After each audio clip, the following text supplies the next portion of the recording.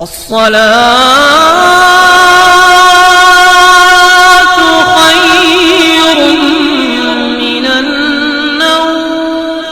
السلام علیکم ورحمۃ اللہ وبرکاتہ۔ میں ہوں رشید اختر اور آپ دیکھ رہے ہیں سجاد نظامی ورلڈ۔ امید کرتا ہوں آپ لوگ خیریت سے ہوں گے۔ اللہ اور بھی آپ کو خوش رکھے، شاد و آباد رکھے، دین و دنیا کی دولت سے مالا مال فرمائے، آمین یا رب العالمین۔ دوستو، آپ نے ولیوں کی کراماتیں تو بہت سنی ہوں گی، لیکن آج میں 17 باتیں اولیاء اللہ کی بارگاہ سے انشاءاللہ تعالیٰ آپ تک پہنچانے کی کوشش کرتا ہوں۔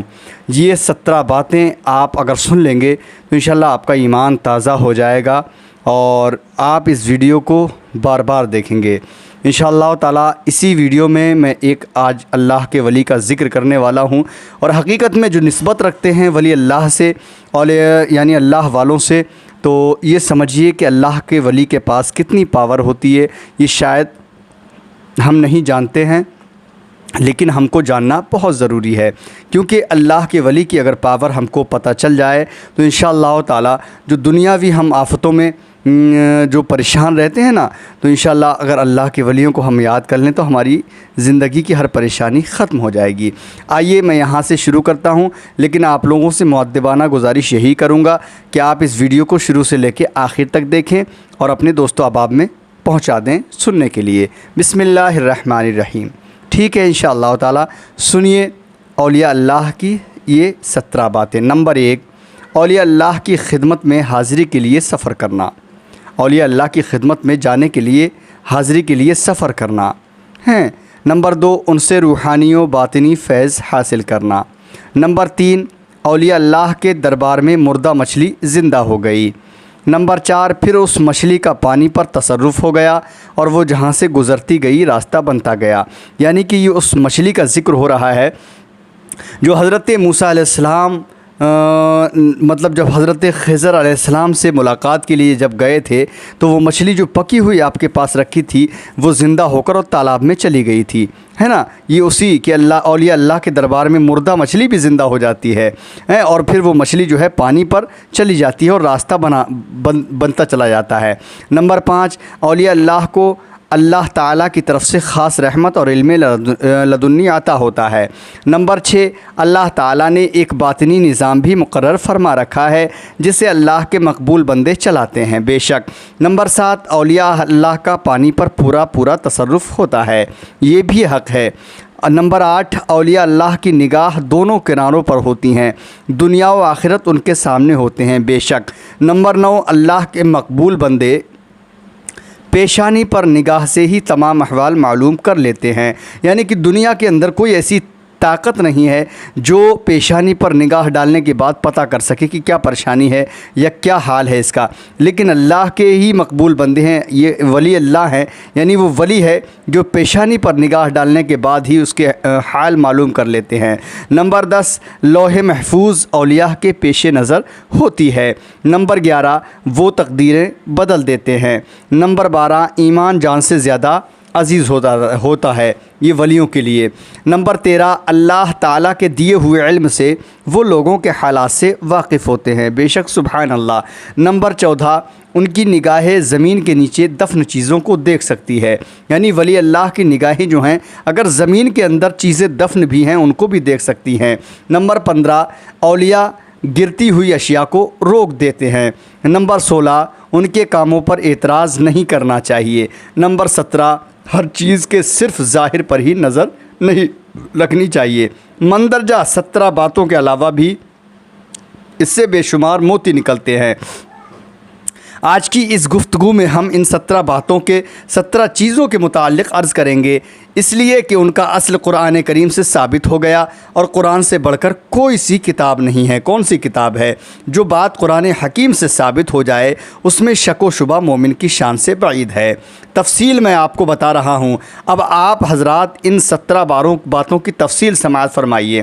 اولیاء اللہ کی خدمت میں حاضری کے لیے سفر تو قرآن کریم کی آیت پاک سے ثابت ہو گیا کہ اولیاء سے ملاقات کے لیے حاضری انبیاء کی سنت ہے۔ اگر ہم کسی ولی اللہ کے مزارات پر اگر ہم جاتے ہیں حاضری کے لیے تو ان ولی اللہ کے مزار پاک پر حاضری کے لیے جانا یہ انبیاء کی یعنی نبیوں کی سنت ہے۔ اولیاء اللہ کی حاضری کے متعلق میں یہاں پر صرف ایک واقعہ عرض کرتا ہوں جس سے یہ بھی واضح ہو جائے گا کہ مقبولان خدا کی بارگاہ میں حاضری کے آداب کیا ہیں۔ شہنشاہ جیلان اور ایک غوث۔ بہجت الاسرار شریف میں حضرت عبداللہ تمیمی فرماتے ہیں کہ میرا طالب علمی کا زمانہ تھا اور میں بغداد کے مدرسہ نظامیہ میں تعلیم حاصل کرتا تھا۔ ایک دن ہمیں علم ہوا کہ شہر سے کچھ دور ایک مقبول خدا ہیں جنہیں غوث کہا جاتا ہے۔ ہمیں ان کی زیارت کا شوق ہوا۔ میں اور میرے دو ساتھی طالب علم ابن سقا نے کہا کہ میں اس غوث سے ایسا سوال کروں گا کہ وہ چکرا جائے گا اور میرے سوال کا جواب نہیں دے سکے گا، لیکن کہتے ہیں الٹی ہی چال چلتے ہیں دیوان گانے عشق، آنکھوں کو بند کرتے ہیں دیدار کے لیے۔ ایک بہت بڑا عالم ایک اللہ کے ولی کی بارگاہ میں جا رہا ہے اور کہتا ہے کہ میں آج غوث اعظم سے ایسا سوال کروں گا کہ وہ چکرا جائے گا اور میرے سوال کا جواب نہیں دے سکے گا، لیکن آگے ہوتا کیا ہے سنیے انشاءاللہ۔ میں نے کہا میں سوال تو بڑا سخت کروں گا، دیکھو اس کا کیا جواب دیتا ہے۔ شیخ عبد القادر جیلانی کہا تمہارے الفاظ ٹھیک ہیں، یہ کلمات بے ادبی سے بھرے ہوئے ہیں، میں تو ان کی خدمت میں حاضر ہو کر صرف یہ دیکھوں گا کہ مجھے کتنا فیض ملتا ہے۔ تینوں جب وہاں پہنچے تو وہ بزرگ ان کے دیکھتے ہی دیکھتے غائب ہو گئے، پھر اچانک ظاہر ہوئے اور ابن سقا کی طرف غضب کی نگاہ کر کے فرمایا، اے ابن سقا، خدا تیرا بھلا نہ کرے، تو مجھ سے ایسا مسئلہ پوچھتا ہے جس کا جواب مجھے نہ آتا ہو۔ سن، تیرا سوال یہ ہے اور یہ اس کا جواب ہے۔ میں دیکھ رہا ہوں کہ تیرے جسم میں کفر کی آگ کے شعلے نکل رہے ہیں۔ اللہ اللہ، یعنی کہ ابھی انہوں نے سوال بھی نہیں کیا ہے اور وہ اللہ کا ولی سوال بھی بتا دے رہا ہے اور جواب بھی اس کا بتا دیا ہے۔ اللہ اکبر۔ عبداللہ بن علی تمیمی فرماتے ہیں پھر وہ بزرگ میری طرف متوجہ ہوئے اور فرمایا، اے عبداللہ، تیرا خیال ہے کہ میں تیرے سوال کا جواب نہ دے سکوں گا، تیرا سوال یہ ہے اور اس کا جواب یہ ہے۔ یعنی حضرت عبداللہ تمیمی کا بھی سوال بتا دیا اور جواب بھی دے دیا اور کہا میں دیکھ رہا ہوں کہ دنیا تیرے کانوں کی لو تک پہنچ چکی ہے۔ اللہ اکبر۔ پھر شیخ عبد القادر جیلانی کی طرف متوجہ ہوئے اور ان کو سینے سے لگا لیا، فرمایا، اے عبد القادر، تم نے ادب کی وجہ سے اللہ اور اس کے رسول کو راضی کر لیا ہے اور میں دیکھ رہا ہوں کہ تو بغداد کے منبر پر بیٹھا ہوا وعظ کہہ رہا ہے اور لاکھوں انسان تیرے بیان سے فیضیاب ہو رہے ہیں اور تو کہہ رہا ہے قدمی ھذا علی رقبتی کلی ولی اللہ، میرا یہ قدم تمام اولیاء اللہ کی گردن پر ہے اور مجھے یہ بھی نظر آ رہا ہے کہ تمام اولیاء اللہ نے تیری بزرگی کے سامنے اپنی گردنوں کو جھکا دیا ہے۔ سبحان اللہ، ماشاء اللہ۔ کہتے ہیں اگر ولی کی بارگاہ میں جاؤ تو اپنے دل سنبھال کر جاؤ کیونکہ وہ ہمارے دل کی تختی کو پڑھ لیا کرتے ہیں۔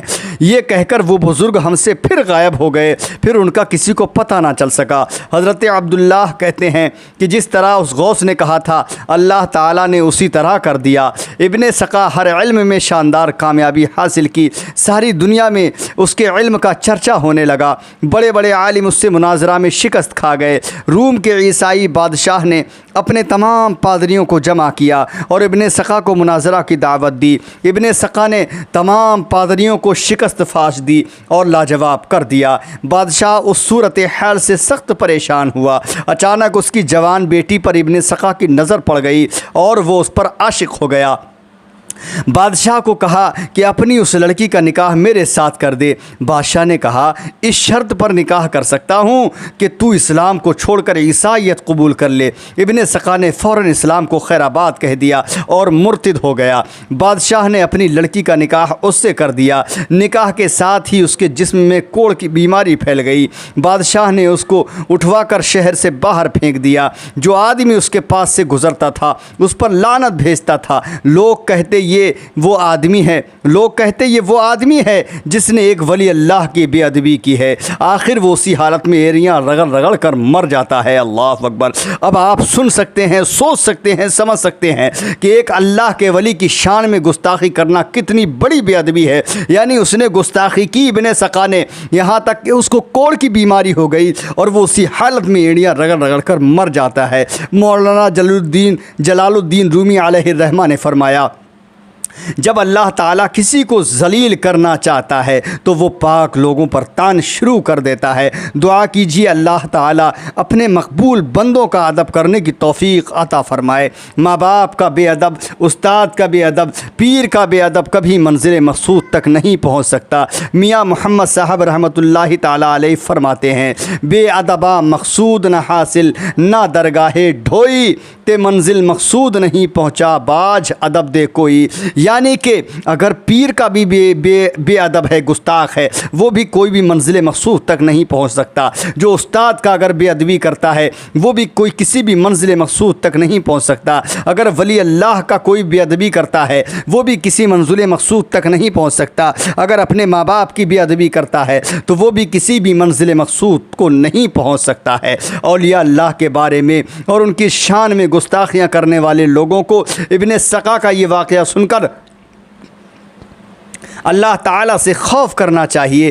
حدیث قدسی میں ہے، حدیث قدسی وہ ہوتی ہے جو کلام اللہ تعالیٰ کا ہو اور راوی مصطفیٰ صلی اللہ علیہ وسلم ہو۔ اللہ تعالیٰ فرماتا ہے، من عادی لی ولی فقد آذنتہ للحرب، جس نے میرے ولی سے دشمنی کی میں اسے جنگ کا چیلنج دیتا ہوں۔ بھلا اللہ سے کون جنگ کر سکتا ہے؟ عبداللہ تمیمی فرماتے ہیں کہ جس طرح اس غوث نے فرمایا تھا، میں نے دیکھا ابن سقا پر اسی طرح گزری۔ معلوم ہوا کہ اولیاء اللہ کے منہ سے جو بات نکلتی ہے اسی طرح ہو کر رہتی ہے۔ نگاہ مرد مومن سے بدل جاتی ہیں تقدیریں، جو ہو ذوق یقین پیدا تو کٹ جاتی ہیں زنجیریں۔ میں بس دوستو اتنا بتانا چاہتا ہوں کہ ولی اللہ کی بارگاہ میں جاؤ تو اپنے دلوں کو سنبھال کر جاؤ، کیونکہ ولی اللہ دلوں کو پڑھ لیا کرتے ہیں۔ ہماری نیت میں کھوٹ ہے وہ جانتے ہیں، ہماری نظر میں دھوکہ ہے وہ جانتے ہیں، ہمارے من میں کوئی کھٹکا ہے وہ جانا کرتے ہیں۔ دوستو اللہ کے ولیوں سے محبت رکھو، اللہ کے ولیوں سے نسبت رکھو۔ انشاءاللہ تعالی اگر ہم نے سچی اور پکی نسبت ولی اللہ سے رکھی، انشاءاللہ ہم دنیا کے اندر بھی کامیاب ہو جائیں گے، مرنے کے بعد اپنے قبروں میں بھی کامیاب ہو جائیں گے اور کل میدان محشر میں بھی کامیاب ہو جائیں گے انشاءاللہ تعالی۔ بس میں انشاءاللہ کل ملتا ہوں اگلی ویڈیو میں، جب تک کے لیے اللہ حافظ، دعائے خیر میں یاد فرمائیں۔ السلام علیکم ورحمۃ اللہ وبرکاتہ۔ دیکھتے رہیے سجاد نظامی ورلڈ یوٹیوب چینل، آپ کا اپنا۔